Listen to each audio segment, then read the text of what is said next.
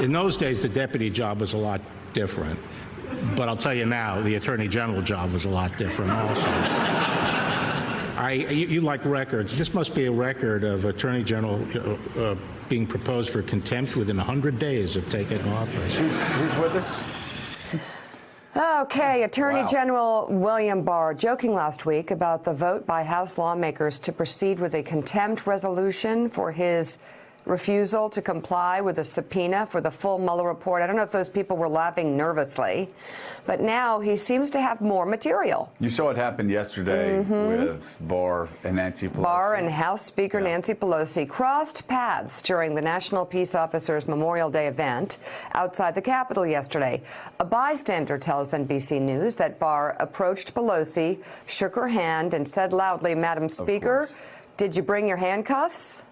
That bystander said that Pelosi smiled and indicated that the House Sergeant-at-Arms was present at the ceremony should an arrest be necessary.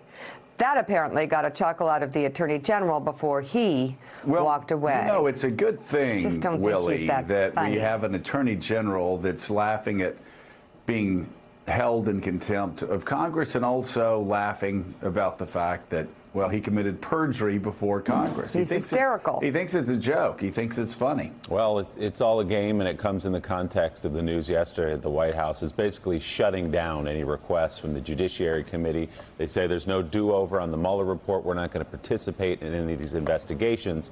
And you'd like to think that the Attorney General views himself as independent from all that, but as we've seen over the last month or two, he's not. He's laughing about breaking the law. He's laughing about being held in contempt of Congress.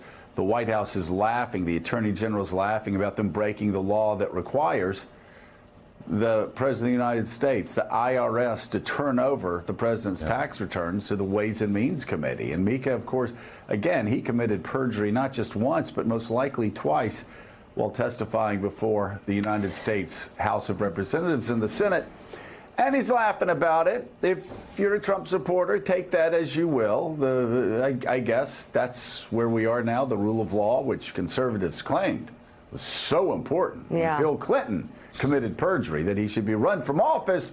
Now it's actually nothing more than a punchline. So the very things that we once valued, we Republicans, as people who championed the rule of law, Mika, now with this Trump Republican Congress, it's nothing more than a punchline.